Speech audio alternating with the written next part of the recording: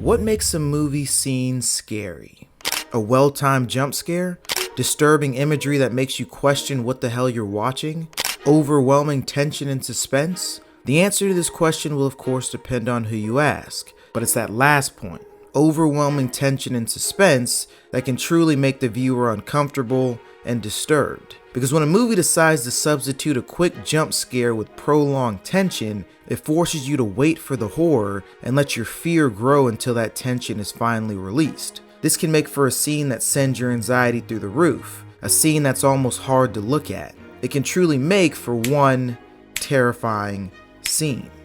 Skinamarink is a 2022 horror film directed by Kyle Edward Ball, and it's a bit polarizing. If you want to maximize the horror of this movie, you should probably watch it alone in a dark room at night. But even then, this movie just won't work for a lot of people. And a lot of that is because the plot is simple and pretty ambiguous. Two little kids, Kevin and Kaylee, wake up to their dad being gone and all the doors and windows in the house having disappeared, leaving them trapped with some sort of demon that torments them. Warning, this next clip is a little jarring.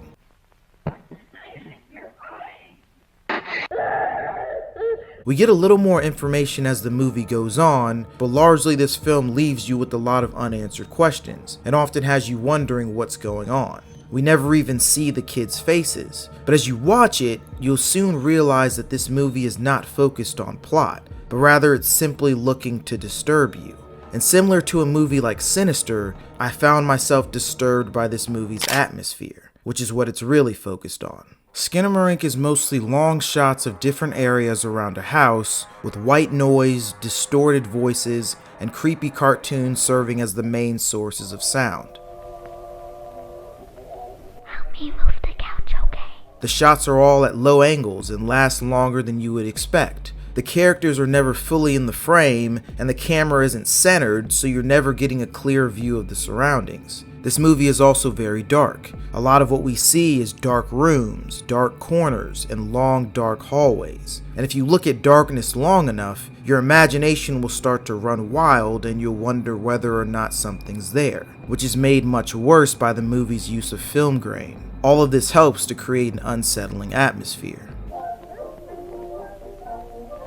Now, before getting into the final scene of this movie, I also want to mention that it has very few jump scares, and it kind of subverts your expectations when it comes to the timing of scares in horror movies. If you've watched a decent number of horror films, when you see a shot of a dark hallway that's on screen for 10 plus seconds, you expect some kind of scare to come from the darkness. But what if that scare never comes? That's most of Skinamarink. There's nothing hiding under the bed or in that dark corner, and it's hard to even find small cues of when a scare might come. The screen will cut to black, or maybe the cartoon stops playing, or the camera moves, which is rare, but it's no guarantee that a scare will follow. Then when the jump scare finally does come, after you've gotten used to nothing happening, it's shocking.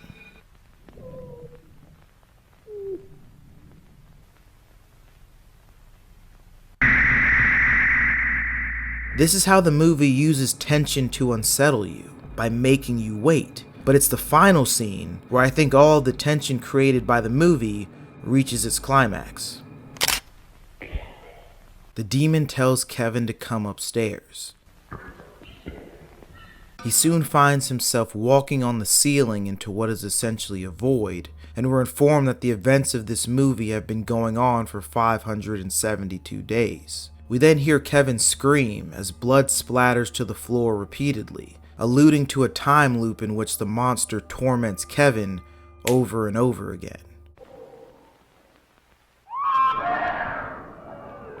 Kevin then asks Kaylee if they can watch something happy, which is followed by a door within a void and a very dark room where Kevin is in bed.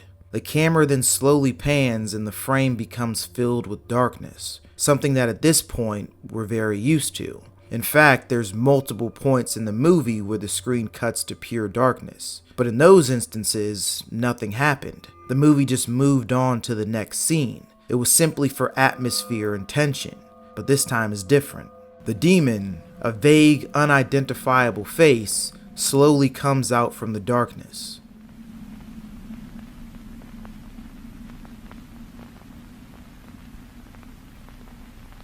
No big jump scare, no loud jarring sound, just a subtle blank face looking at you.